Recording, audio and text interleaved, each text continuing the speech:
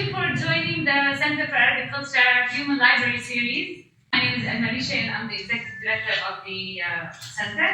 CAC is a non-profit organization dedicated to celebrating the Arabic culture and the Arab American experience through education and the arts. Our mission is building bridges and connecting cultures, and we do cultural events to celebrate the language and the arts and the music in the Arab world. And we have an Arabic language school, we have a music school, and choirs for children and adults. And it's great to see you here joining us. Part of CAC mission of building bridges and connecting cultures, we envision the Human Library Series to tell the stories of Arab Americans, save them through our digital footprints, and present them to current and future generations to see the humans behind the stories, the struggle, the success, and the difference that they made and presented to the world. Today, we are very pleased to welcome a very distinguished scholar and intellectual, Professor Nasser Rabbat. Professor Rabbat's writings and teachings include Islamic Architecture, Urban History, Heritage Studies, Arab History, Contemporary Islamic Art, and Post-Colonial Criticism, to name a few. At CAC, we are fortunate that Professor Nasser is the founder and the pioneer of bringing the Center for Arabic Culture into reality 17 years ago.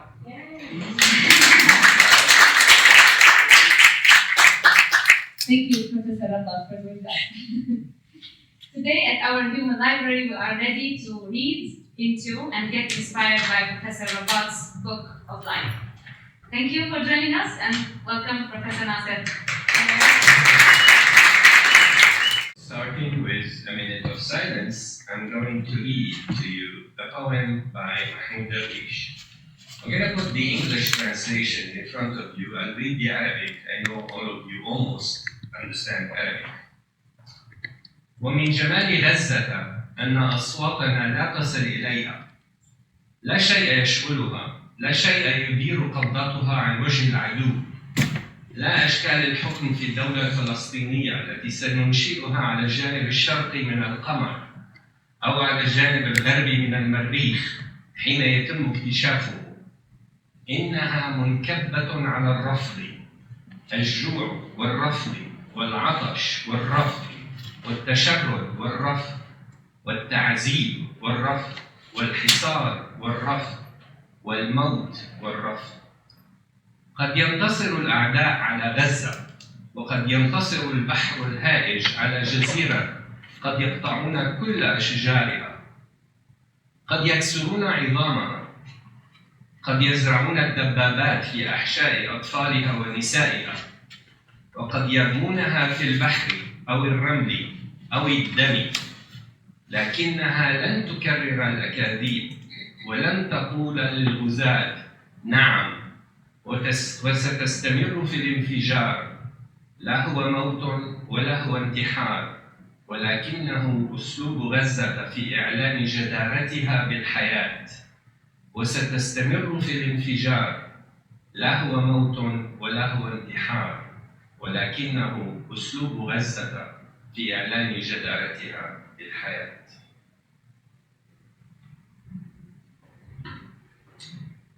It's a difficult moment for someone to speak about his life.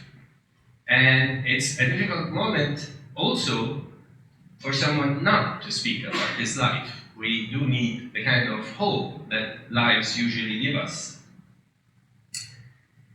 I would be lying if I said I don't like speaking about myself. But I have to start by saying I shouldn't be, especially in front of an audience that knows me and can tell when I'm telling lies, because you're going to be hearing lots of lies. Not all of them.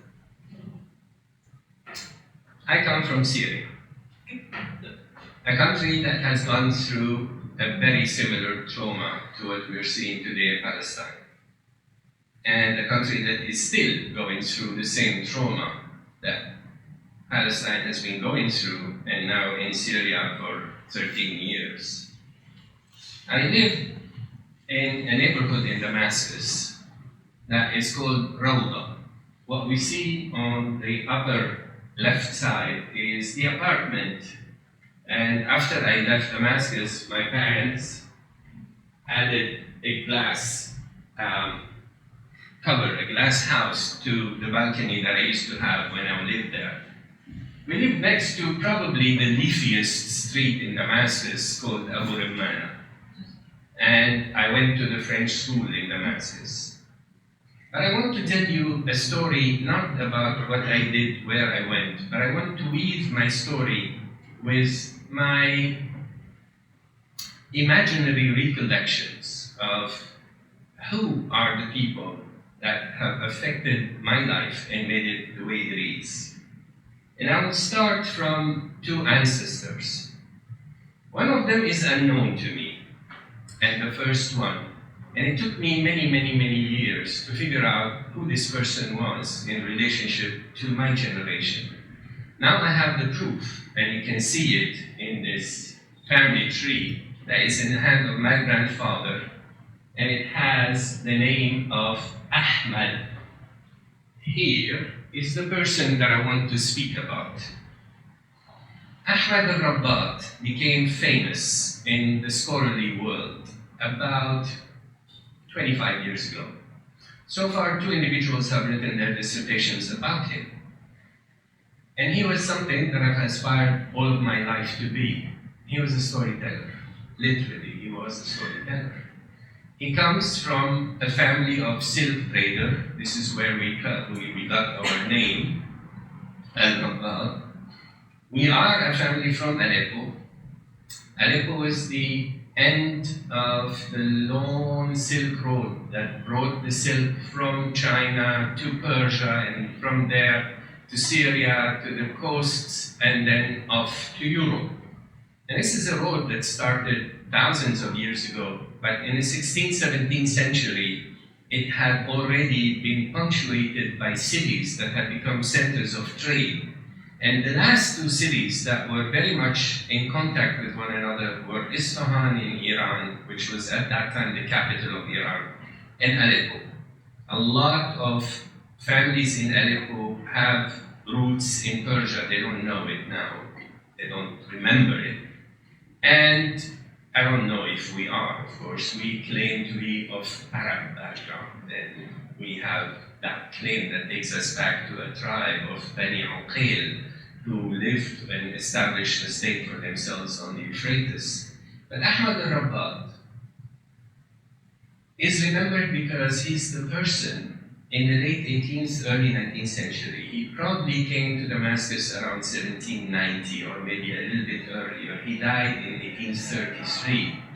And when he died, he had left a library that was composed of entertainment books. He didn't collect religious books. He didn't collect grammar books. He collected storybooks. He had different versions of 1001 Night. He had different versions of Kalila wa Dimna. He had different versions of Sirat Abi Zayd al-Hilali, Sirat Ankara, and on and on. And he used to recite or tell these stories. But the most important thing about him, he rented his books out. That's how we know about him, because we have his inventory. And when he died, his son Abdul Latif sold his library to the Prussian consul in Damascus, and it is now in Berlin. And many people have written about him. But to me, it took me some time to realize that this is an ancestor, and this family tree had made it more than plausible that he is an ancestor. And I came into possession of one of his manuscripts, and in it he has a poem that describes the family house in the Qimariya neighborhood in Damascus, which is one of the 6 neighborhoods inside the walls of Damascus. And this is where my grandfather and my father and my great-grandfather were born, in the Qimariya. So in a sense, now I can claim that this is my ancestor. What we are seeing here is a page of the manuscript that I have with his poetry. But here on the right, what we have is his explanation to Kalila wa Dimna. He added to the manuscript. And then he was sending these out and reading them out and teaching people about the stories, the folk stories of the Arabs. In a sense, I feel that this is something that I can aspire to.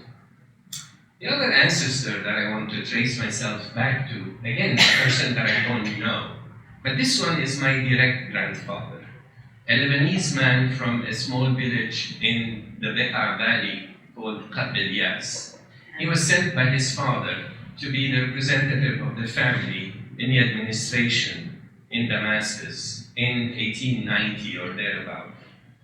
He had a miserable life with his first wife, so he had divorced her and came to Damascus and found himself a wife in Damascus, who is my grandmother. He was a poet, and he was a Sufi, and you can see in here, he was a Kilani or a Jilani follower, and he was a Naqshbandi, for those of you who know about the Sufi orders. And he was a second-rate poet.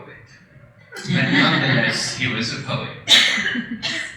So, I am trying to claim that there is literature and history in my genes that is coming from the two sides. Or perhaps actually I'm trying to convince myself that this is what I have.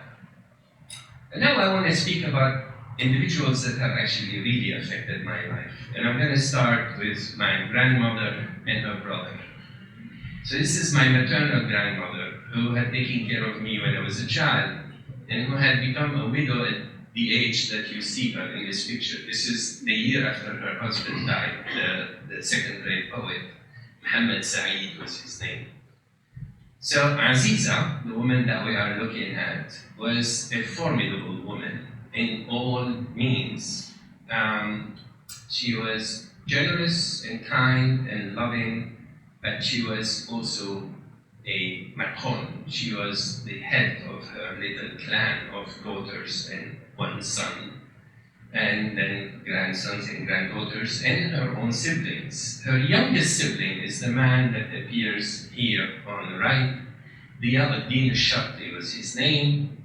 He was trained as a medical doctor and ophthalmologist, as a matter of fact. Then later in life, he did a PhD at Yale University in public health, married an American woman, went back to Syria, then packed and left Syria after his wife divorced him and took the kids back to the US. And he became involved with the WHO, which led him ultimately to UCLA in Los Angeles. And this is where he and I spent 3 years meeting all the time. UCLA is where I went to school in this country. This man was the philosopher of the family, was an open-minded person for a family, or from a family that is extremely religious. His family, for 2 centuries, the Shartis of Damascus held the title or the mansib, the position of the Mufti of the Hanabila. And for those of you who know anything about the 4 schools of jurisprudence in Sunni Islam, the Hanbalis are really the most strict, to the point that in the parlance in Damascus, if you want to speak about someone who does not change their mind, you say he's a Hanbali. And basically, he is the exact opposite of what a Hanbali is. Open-minded to the max, someone who, for example, came to Damascus in 1969 and gave a lecture on the hippies and on free love. And he said, my daughter is a hippie, and she had become the mother of a child out of wedlock. This is a Hanbali speaking to women in Damascus and telling them that. For me, he was more than that. For me, he was the person who opened my eyes to the need to be critical and the need to be learned. And he will come back when I speak a little bit later, but I want to start, because I'm giving you a chronological order, to get to this woman, my mother. On the left, Nihal is her name. At age 12, in Beirut, or actually, I'm sorry, at age 8 in Beirut in 1932. She was born in 1924. In the middle is when her father died, or a year after her father died. And on the left is her, as I knew her by the time I left Damascus. This is a painting by a moderately known painter in Damascus, Abu Qadir Ibn was his name. Nihal was a tenacious woman, was a determined woman, was a woman who saw the world only in black and white. For her, you're either good or bad, either honorable or not, either moral or not. She does not have halfways, or she did not have halfways. She was very strict and she was very giving. And she lived her life with this principle, which actually made her life really difficult. I mean, not on the surface, but in terms of how she handled people around her. To me, she was everything. She was the person who gave up everything about her life to become a mother. She went to school, and when she finished the baccalaureate, she was the top student in Damascus. Shukri Quwwatli, who was the president in Syria at the time, offered her a full-paid grant to go and do a PhD, according to him, to go and do a doctorate in France. Her mother, my grandmother, the HSO, said no. And my mother was depressed for many years. She even attempted to kill herself because she wasn't allowed to go to Paris to study. So she went to university in Damascus. She became a lawyer. And then she joined the government. And she was rising to become a judge. And in the meantime, she had gotten married. And then she had me, and then my sister. She quit her job and said, I'm devoting myself for my family. But it seems to me that it paid off. Both my sister and I finished with PhDs, and both my sister and I are writers. And so, in a sense, you should have seen her actually when my sister got her PhD late in life. My sister didn't go through the education system in a successive way. And when my sister got her PhD, my mom was beaming like there's no tomorrow. She met this man who was a very dashing young man, as you can see on the right. This is when he was conferred the title of lawyer after he had finished his law studies in Damascus.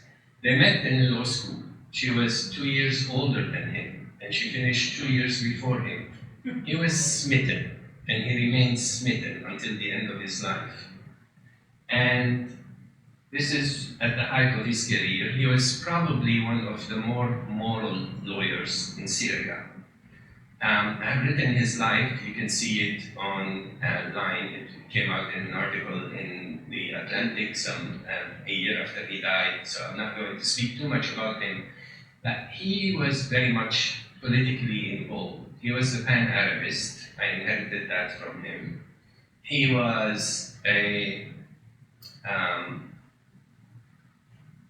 someone who believed in freedom to the max, so that he fought all the regimes for the freedom of expression for people who were being imprisoned for their attempt at critiquing whatever regime it was.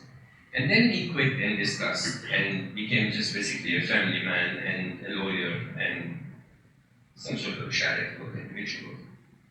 They met, they fell in love, they got married, they had 2 kids. You can see them on the, here is immediately after they got married, then with the 2 kids, me in the middle, and then later in life.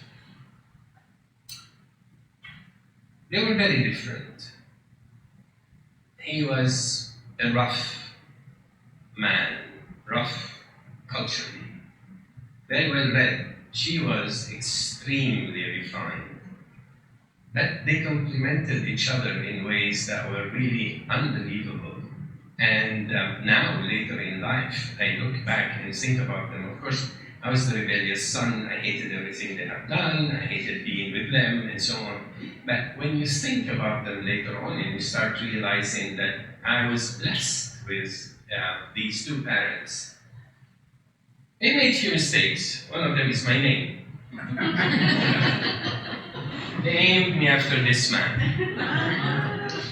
Everybody was not ever older man. In 2002, I wrote this article on being named Nasser, imagining why I was named Nasser. My mom and dad were Qawmiyin Arab. And I think actually they were even part of the party. In English as well. Oh, they were not this Arabic. Arab nationalists, Qawmiyin Arab. It's a party. Yeah. And it's a party that actually was quite prominent in the early 50s. And when Nasser was rising in Egypt, he became their hero. So the two of them were very much involved in the idea of union between Egypt and Syria that you see in here that happened in 1958. Nasser and his administration disappointed the Syrians. The Syrians turned against the Egyptians within a year. It was too late. I was already born, named, and so on. My parents were involved as well in the secession as they were involved in the union, politically involved in both, because they couldn't take the idea of feeling that they were some sort of a colony for the Egyptian regime, which was actually the case at the end of that union. And they also did a few things quite well in raising their kids. They imbued us with a lot of culture and history. They took us within their means. They were very poor when we were young. They couldn't afford going to foreign countries, so we traveled in Syria and Lebanon and in Jordan and Palestine, when part of Palestine was part of Jordan still. So here you see me at 4 in Palmyra on a trip to a city that I actually would fall in love with again and again in my life and would play major roles in my life. And on the right in the city of Amrit, not very far from Tartus on the coast in Syria, which is a minor Phoenician city that is still until now an archaeological site.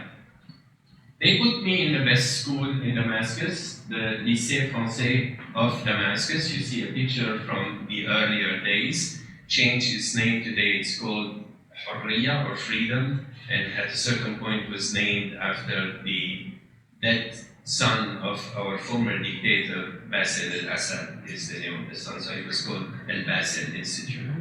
But in my days, it was called Laik.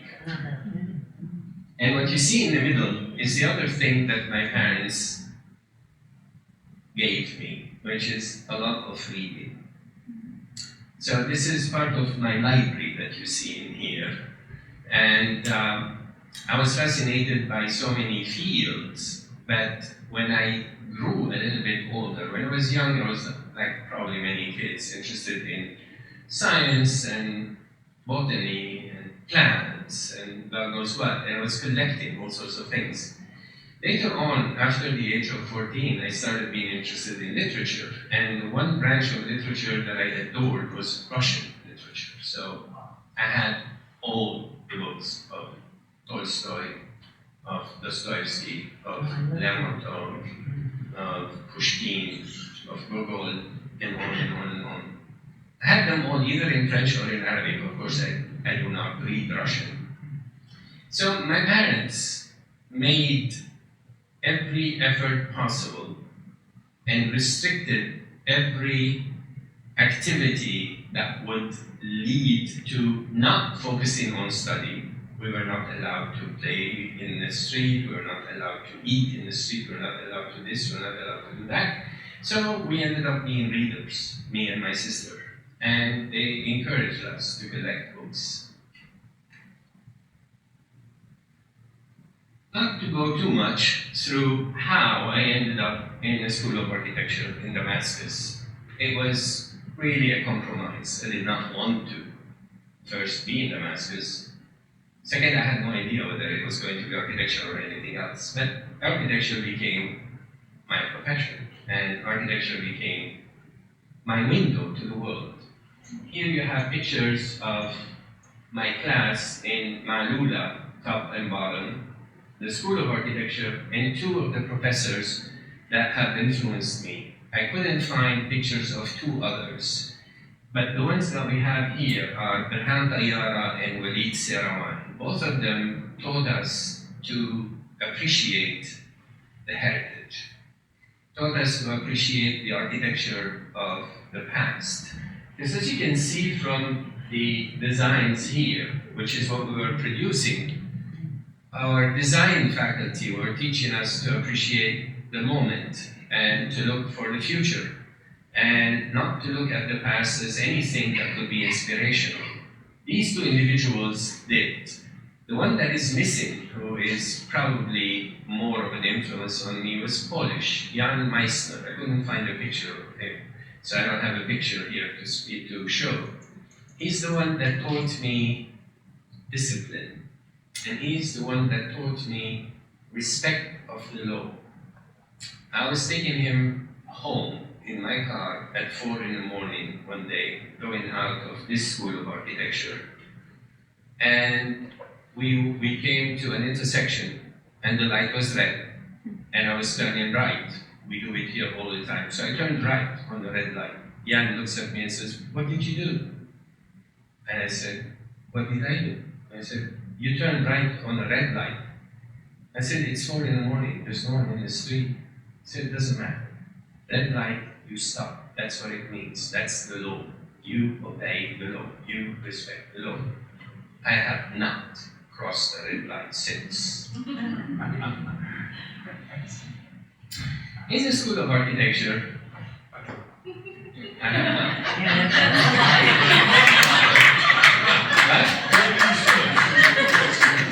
Maybe you should. Maybe I should. Maybe I should. Demand fact check. This idea of looking at the past, looking at the environment, is an idea that was growing in me. And then I bought from Paris one summer a book that I found there by an architect called Hassan Fathi. And the title was Construire avec le peuple, building with the people. Like all young people, at least in our part of the world, I had socialist inclinations, so building with the people, building for the people was something that I was actually quite interested in. I didn't read the book, I brought it home, and then one night, when I was in the 3rd or the 4th year of School of Architecture in Damascus, I opened the book and started reading it, didn't sleep, read it all the way to the end. My parents woke up in the morning, saw me on the balcony and said, "You didn't go to sleep?" I said, "No, but I had my eureka moment. I want to be a Hassan Fathi. I want to build for the poor." This is what he did there. It's his village that became very famous for architects, the village of Gurna in Egypt.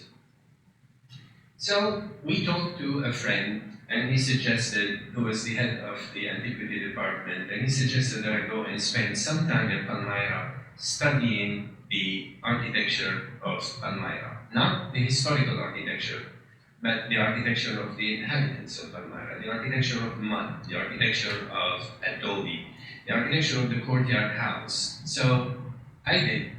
My father told my mother the day I took the bus to go to Palmyra, "Your spoiled brat of a son will not last for 24 hours there. He will come back in 24 hours. He came back in 22 days. And I stayed the whole 22 days in a house that, I don't know if you can see it, the house is here, behind, or actually the house would be this one actually. Here's the house, this little house here. Inside the precinct of the Bell Temple, which unfortunately no longer exists, ISIS destroyed it. And I spent 22 days studying this architecture, taking measurements of temperature and relative humidity and how it works and so on, because I was fascinated by the idea that the courtyard house is the solution. So when my graduation project came, I designed the village, Ala Hassan Fathi, and courtyard houses, and studied the work of courtyard houses and how they functioned in the sun and so on. This was not something that anyone knew about in Damascus, so everyone was like, what is this guy doing? But an American acquaintance in Damascus told me that this is something that is big in the US. We are now in 1978, 79. This is after the oil glut, and there was a lot of interest in figuring out ways of reducing the use or the dependence on fossil fuel. So it was a no-brainer in the sense that I would go and study what is called passive solar energy. It took 2 years, and it was very difficult to leave Damascus at the time. But I ended up at UCLA. And UCLA was the center in the US where passive solar energy was taken very seriously. I carried with me a little bit of what I was learning in Damascus, which is what's called the Beaux-Arts style, and this is one project that I produced while I was there. This is a shrine. I don't know if you can read in it the sign of life. The hieroglyphic sign of life is the plan that I'm using there. But again, this is where architecture and history were coming together for me. The other way for them to come together was actually through passive solar design itself. 40 years later, Wanda and I went back to my school this last spring, and this is me 40 years later standing next to my desk of 40 years before. UCLA didn't change much in the time. And here is my winning design for a solar house, because I was very much interested in that. As I was studying solar, I started more and more realizing that there are plenty of lessons for us to learn from not just the past, but from the architecture of the people. What is called vernacular architecture, or what this guy who started recognizing the importance of vernacular architecture in the West, Werner Rudowski, in 1963 did a show at MoMA in New York called Architecture Without Architects. This is what the architects were thinking about then. And it was the idea of actually going back to the architecture, traditional architecture of people and learning from them, or at least to appreciate them, if not to learn from them.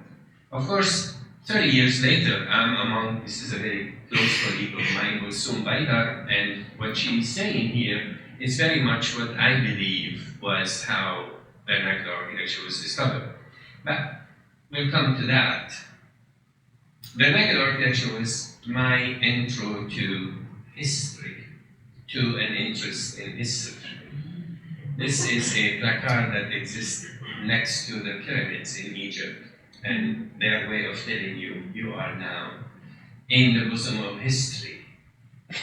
From UCLA, I applied to MIT to come and study history of architecture, and started finding myself going back into the past. Here I am in Bukhara reading a manuscript that I was trying to buy. Thankfully I didn't buy it because I don't believe in the idea of buying. And at MIT, this man in the middle, Aga Khan Program, who was a professor of Islamic art, became my maître, my advisor, the person who supervised my work, and the person that I have spent many years of my life trying to better him. He became sort of like the father figure that you want to, I'm going to try something. This was the building that the two of us have spent a lot of time studying. He, all of his career, he wrote many, many articles on the Dome of the Rock in Jerusalem. I, as a Babylonian scholar, wrote my qualifying paper on the Dome of the Rock in Jerusalem, and I tried to disprove him. And he was such a generous spirit, even though not in all aspects of life, but at that time, he was such a generous spirit for me. He published my article in the main journal of our field, of which he was the editor. That was, in a sense, my introduction to publication. It was the first peer-reviewed, as we say in scholarship, article that I have published in my career. Like everyone else in our mind, at least our more male-oriented mind, all of us come to life with muses, and I had 3 of them. The 3 muses in my career are, from left to right, Irene Bierman, Laila Ibrahim, and Margaret Shevchenko. Irene Bierman was my mentor at UCLA, the person who discovered that I am more suited to become a historian than to stay a designer. And the person that told me there's someone called Aga Khan Program at Harvard, you have to go and work with him. I had no idea who that person was at the time. And the person that actually pushed me to come here. The one in the middle, Layla Ibrahim, is my mother in Cairo, or was my mother in Cairo, the woman who took me under her wing in Cairo as I was becoming a specialist of Cairo. And the one on the right is the one that taught me how to write. And that is, she was the editor of the journal in which my article came, which is the Journal of Trade for Islamic Art History, called Mukharnas, very appropriate name. At MIT, I got a travel grant to go and study the courtyard houses of Cairo as they respond to the sun. But I fell in love with Cairo itself. I had an Ibn Khaldun moment when I landed in Cairo. Ibn Khaldun came to Cairo in January of 1382. I went to Cairo in July of 1985. I'll read what he said about Cairo because I have that same feeling.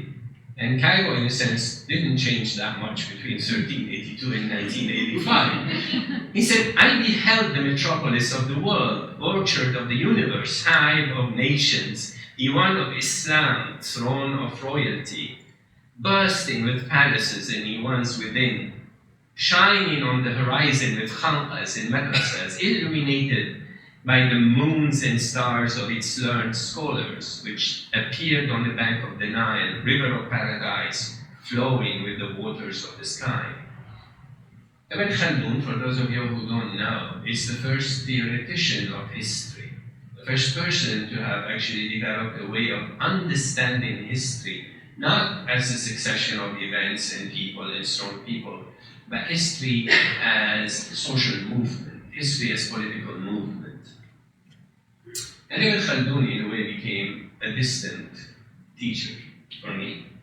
What I loved in Cairo was that one period in the history of Cairo that we call the Mamluks.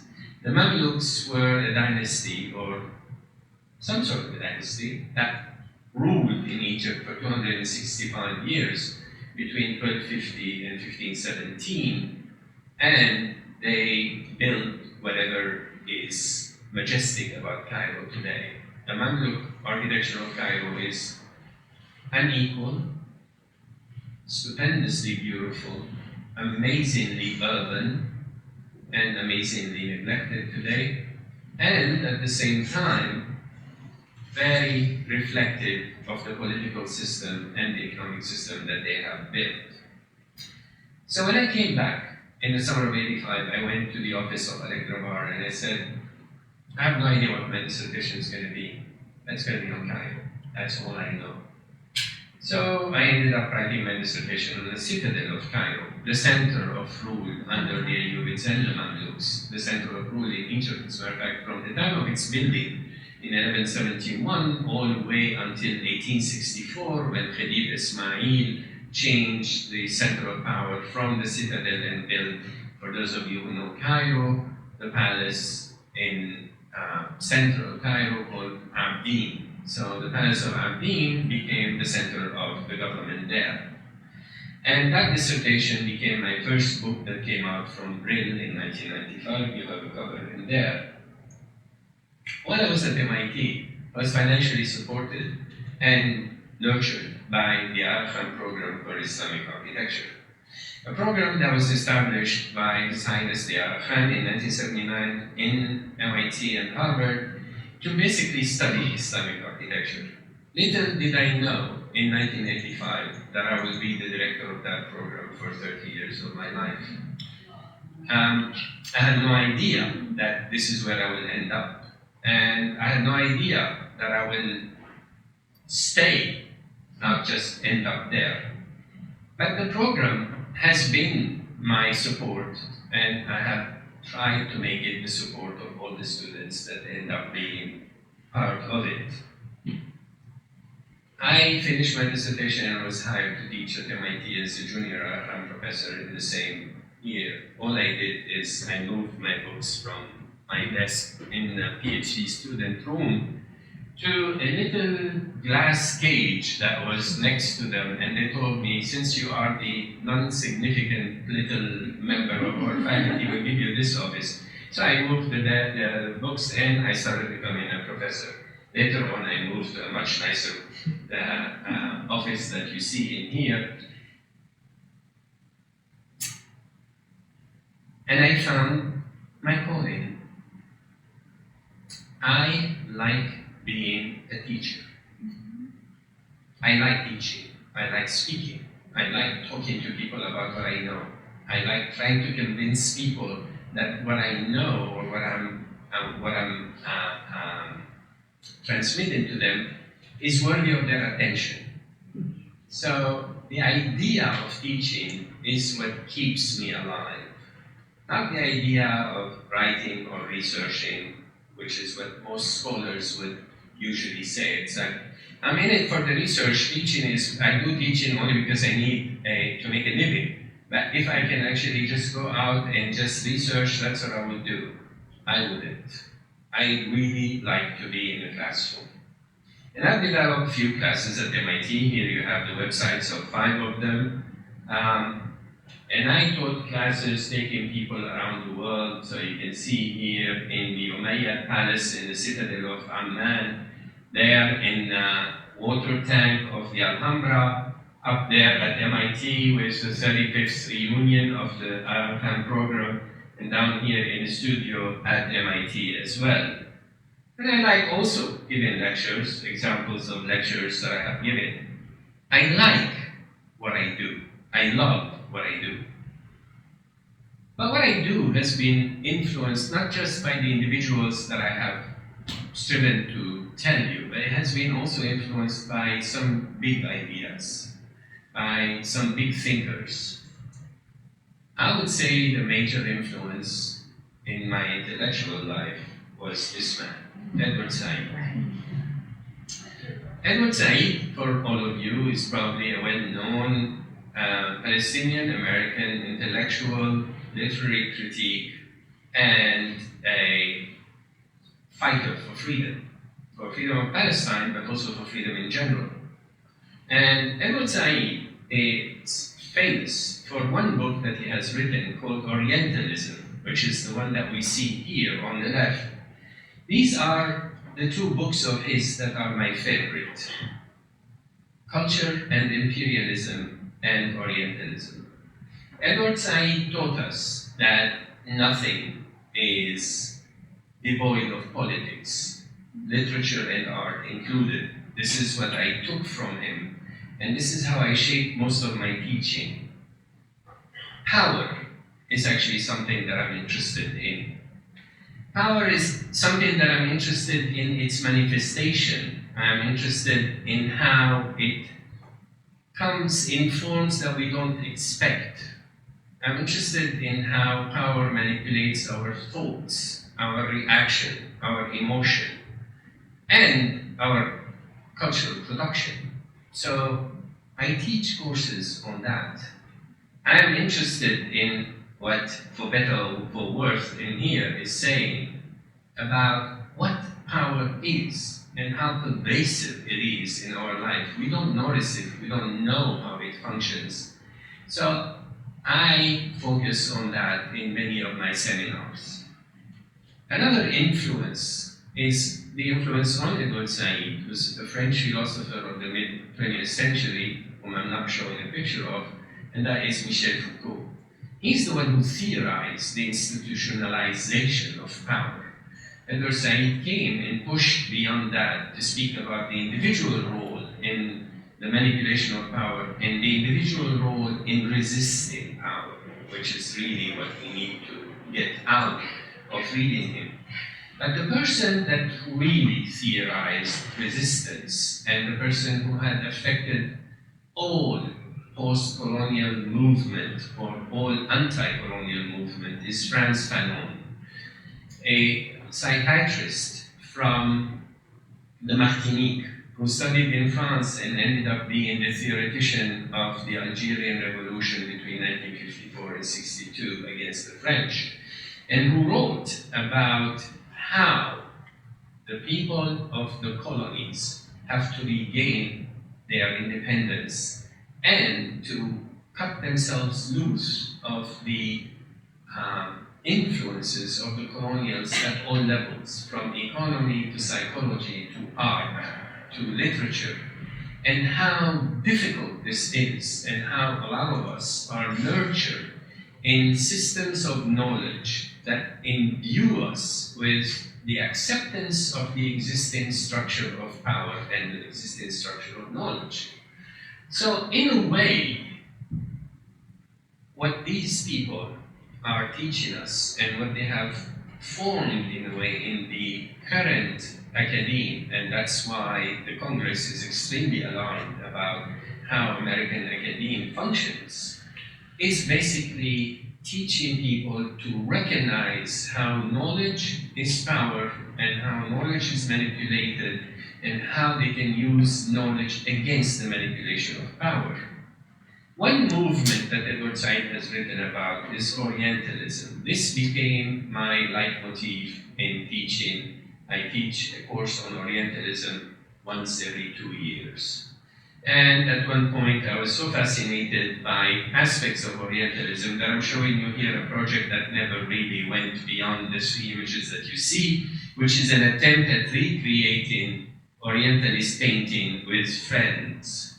I don't know if Brenda is in that image in here, but I am here, and I am here, and these are copies of painting by Jean-Léon Gérôme, who's the most famous Orientalist painter, and of course I am here, and this is also another one of Jean-Léon Gérôme. We were trying to play with the idea. This is with a Slovenian photographer friend who lives in Cairo, and Matjaž, who basically took all these beautiful pictures in here. The idea was to actually create a parody of Orientalist painting. Orientalist painting is one of the major tools of the representation of the Orient that has become how we, even us coming from that part of the world, perceive our own history. So this has actually come into our being as making us who we are. And a lot of us are not aware of that. It started all, and this is how I started, with this guy, one of the major butchers in history, who we are all convinced that he's not. We are told that he is one of the major lawgivers in history. He invaded Egypt in 1798, and he did this project, which was something that today we know. I mean, the CIA has a yearly report on countries that is published every year, and it's written by scholars. So scholars are tools of power. And Napoleon was one of the first to do it. He brought with him 155, as they call them in France, savants. And they worked on a book. You see in here the first 2 pages of the book of 13 volumes of text of large folio size, and 9 volumes of illustration, and 1 volume of maps that is called the Description de l'Égypte. It's one of the most beautiful books you could lay your eye on, and it was the result of what made Europe, namely the desire to know everything in order to dominate everything.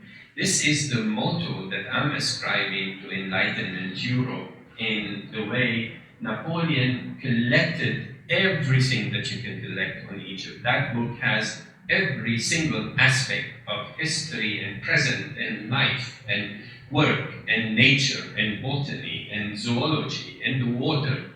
The one thing that they failed in that book is that Napoleon was motivated to dig a canal to connect the Red Sea to the Mediterranean, and his engineers miscalculated. They didn't know that sea level is the same around the world. So they told him the Mediterranean is higher than the Red Sea. If we actually create a canal to connect the two, it will flood the whole land, so we can't do it. It took them 50 years, and the Lesbos came later, 50 years later. The French finally managed to actually get a canal dug, but not during Napoleon. The most interesting thing about Napoleon, and this is what takes me to the second point about my scholarly and educational or pedagogical aim, is that notion of periodization and notion of history. How do we understand history? Here is a painting that is unknown because it's actually on a dome inside the roof, and people usually don't see it because it's one of 4 tympana around the dome in a room that used to be the part of the Egyptian exhibit in the Louvre. And it's basically knowledge and genie or geniuses uncovering Egypt to ancient Greece. I am interested in that connection. I'm interested in it in architecture, but I'm also interested in it intellectually. I'm interested in the idea that we are taught that the beginning of civilization is Greece, and that it goes on step by step in a succession, coming down to the present. What has happened in the 17th, 18th, 19th century is the invention of this succession, of this intellectual succession, of this civilizational succession, if you want to call it as such. And Egypt was included simply because it was discovered. It was discovered that, maybe the Greeks have studied Egypt, and maybe the Greeks have learned from Egypt. And this painting represented, but I'm interested in how a historical continuity or continuum have been created and have been sustained in order to convince the dark-skinned people, brown and black, that they did not play any role in civilization, that they are recipients of civilization, but not contributors, not creators. And this has something to do with the field of historiography, the study of history, which is a field that I'm now very much involved in its investigation. Namely, how do we construct history? History, of course, is not objective, and everyone knows that, but history comes with its own structure, and the structure of history, as we are told, is a structure that sees civilizational movements moving one after the other. Of course, the Muslims have their own also construct of history that is exclusionary, but it's not dominant. The dominant one is the Western one, and I am very much interested in debunking that in some of my classes. So I'm teaching a class this coming semester on the transition from late antiquity to early Islam as a continuum, not as a break. Along the way, I published a few books. Here you have the covers of some of my older books. We have my first book on the left, a book that I was one out of 9 authors in about autobiography in Arabic tradition. My first Arabic book on architecture, which is probably still my most popular book, ثقافة البناء وبناء الثقافة, a book on Cairo, on medieval Cairo, a book on a courtyard house, my own love for courtyard house, and a book on Mamluk history, and here a book on a region in Syria. The first edition, there's a second edition of it, a region in Syria that is the representation of what I'm talking about, of a continuity from late antiquity to early Christianity to early Islam. We call it today the Bil Mort, the Dead Cities. That's why the title is Al-Mudun al-Mayta in Arabic. But it's all a criticism of such figures in here. What we have in here is a very famous diagram that was produced by the most famous British historian of architecture, whose book is now in its 26th edition. Up until the 16th edition, this was the frontispiece image, and it's basically the tree of architecture, as it's called. And it starts from the muses of architecture, geography, climate, whatever is influence in architecture. You go up, and you have the Greeks, the Romans, and you move from them to the European branching into now nationalist European, all the way to the modern, and the modern is the Empire State on top. But when you look at it, you see in here that there are branches that are not leading anywhere. They are called Indian, Assyrian, Chinese, Egyptian, Peruvian, and I can't read this. But I'm interested in this one, which is called the Islamic. It's a dead branch as far as this historian of architecture is concerned. And this is how it is presented up until today in a lot of studies of history of architecture, Islamic architecture is usually inserted as 1 or 2 lectures in the survey, and that's it. It comes in at a certain point in the medieval period and goes out, and doesn't influence the movement of history all the way down to the present. Even though, I don't know how many of you are familiar with this story. Zeus, at one time, noticed a very beautiful princess. He desired her, so he turned himself into a white bull. And he came to her while she was playing with her servant. She was a princess. On the coast of her city of Tyre, in today's Lebanon, Selah. And he endeared himself to her. So she rode on his back, and he kidnapped her and disappeared, and took her to Crete, where he made her queen and gave her sons. Her name was Europa, and that is the name that was given to the continent that claimed to be the master continent in our history. It's the Phoenician Lebanese princess that gave the name to Europa. More interestingly is what happened to her brother. Her brother was sent by her father to go and look for her. Her brother's name was Qadmus. Qadmus went, couldn't find Zeus, of course. Who's going to find God? So he landed in Greece, and he established a city. The city in Arabic is called Theba, or Thebes. And it's a ruined city today. But the most important thing that he did, and he went into a lot of mystical, it's actually a myth, of course. Yeah, he went into a lot of mystical adventures, but the most important thing that he did, he taught the Greek, the Phoenician alphabet. That is, learning came from the East to the eponymous source of learning for the West, Greece. And that is the connection that I'm interested in rebuilding, in reclaiming.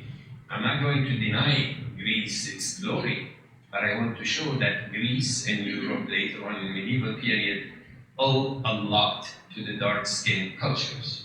I'm not the only one who's doing that. There are plenty of brilliant scholars who have been doing it in the last 2 generations. So when we get to my book on the dead cities, and this is the new edition of it, and this is me at the beginning of my interest in those dead cities, in those villages and towns in northern Syria, 820 sites altogether. The earliest date back to 122 was Roman, and the last date back to 980 was Abbasid, Islamic. But the majority are from the Byzantine period, and the majority are Christian little villages, all built in stone, and all have their churches and their wine presses and their oil presses and their houses and so on. And all the stone is done without any cementing. This is all just cut in stone and building with it, building in ways that will make the structure solid without cement. I was fascinated. You can see how young I was. This is 1985, the first visit. 25 years later, I had a book. It took 25 years. I'm notorious for taking 25 years to finish books. So 25 years later, the book came out. Next year, we're going to have an exhibit at MIT on the dead cities. I would encourage you to come and see it. One of my former students produced beautiful computer-generated images. In the meantime, I started taking interest in contemporary art in the Arab world. Here I am with 2 extremely successful curators in front of an image on the Surrealist of Egypt. This is in Düsseldorf in Germany, but I started writing for a publication that today I have signed a pledge never to publish with Art Forum of New York, because they let their editor go because he signed a pro-Gaza letter. So hundreds of us have actually written a letter saying we will never deal with this journal anymore. But it's actually quite a well-known journal. It's a pity that I'm no longer going to be publishing with them. Not that they are dying to get me to publish with them. I mean, I was dying to publish with them. And that is the moment in which the Arab Spring happened. Like a lot of people, Oh, one thing that I haven't said is that I take my role as a public intellectual very seriously. So for many, many years, for 20 years, I wrote in Al Hayat, that is now defunct, but I wrote in a lot of other Arabic newspapers. And I wrote mostly critical, and later on, mostly articles about what's happening in Syria, so I can't go back to Syria now. But when the revolution started, first in Egypt, but then in the rest, first in Tunis, then in Egypt, then in Libya, Yemen, and Syria, we were very hopeful. And a lot of us here hope that there will be a better Syria coming out. So you could imagine our chagrin or our utter depression when Syria became what this very expressive cover shows in here. The dream of freedom was squashed, and hundreds of thousands of people were killed, and a lot of us actually have lost hope. At least lost hope in political change. Didn't lose hope in intellectual change, in epistemological change, in change in knowledge. One aspect of these revolutions was the destruction of the heritage. So I became also interested in that, and I started writing and organizing conferences on the destruction of heritage. My beloved temple is no longer the house where I spent 22 days. Is still standing there. It was built by the French.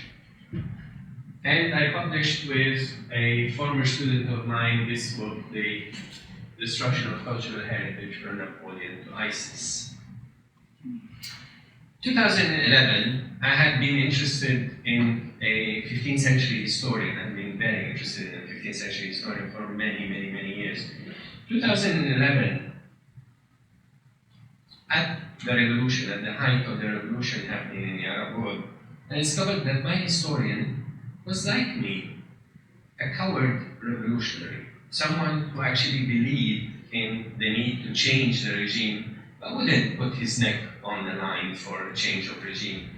So I decided that a book on him has to be focused on him, not just on his scholarship. He is famous for us because of this book of his, Al-Mawa'iz wal-I'tibar fi Dhikr al-Khitat wal-Athar, a book on the history of Egypt with the focus on the history of Cairo. His name is Al-Maqrizi, quite famous for historians. Even Egypt issued a stamp with his imaginary face on it.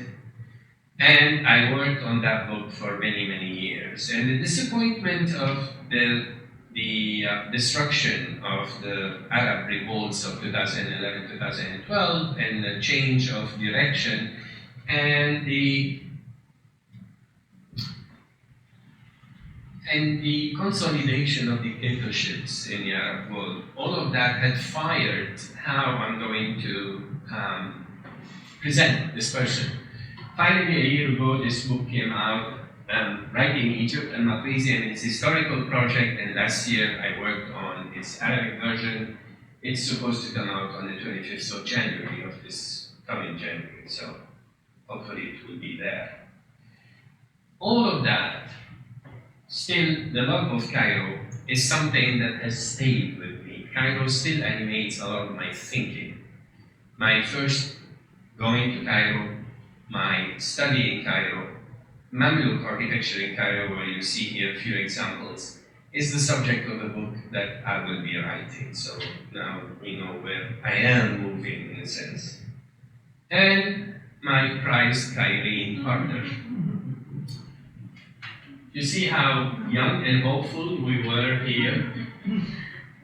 This is 1989, and here we are in the wedding of the brother of this guy, which was, in his wedding, I'm saying, in the wedding of this guy. Now, we're going to his brother's wedding at the end of this year. Many years later, we had the guy who's insisting that I have to break red lights. Basically, the light of our lives, Randa and I. We formed a team. We traveled around the world. We went to Thailand, met with the princess, the person who could have become the queen. Came out here looking for the last night in Palmyra, here in the Villa Hadriana in the Tivoli outside of Rome, and here in a madrasa in Cairo. I couldn't have done it without these two individuals, and they are the other part, they are the other side of my life. My life is that of a scholar, and perhaps actually a little bit of a public intellectual, but then there is the home life, and that's Brenda and Kinas. And I now, Anwar has the copy of the book in his hand, have that life documented in a book. A Lebanese friend who has a publishing house and who publishes artist books decided to do architects books, and I'm her second guinea pig in here. Like I'm here a guinea pig for this. But I want to leave you with a feeling that is not as heavy as many of the feelings that I'm sharing in here. And that is an epitaph by a Syrian poet from the year 80 BC. This is Meleger of Gadara, and this is what he wrote about himself. Tread softly, O stranger, for here an old man sleeps among the holy dead, lulled in the slumber due to old. Meleger, son of Euryalus, who united love of the sweet tears and amuses with the joyous graces, whom God begotten Tyre or Tyre brought to manhood. So we're back again now in Sur in Lebanon. In the sacred land of Gadara, today a village in Jordan, but lovely Kos in Anatolia, nursed in old age among the Merops. But if thou art a Syrian, say salam, and if a Phoenician, Naidios, and if a Greek, hail, they are the same. Thank you.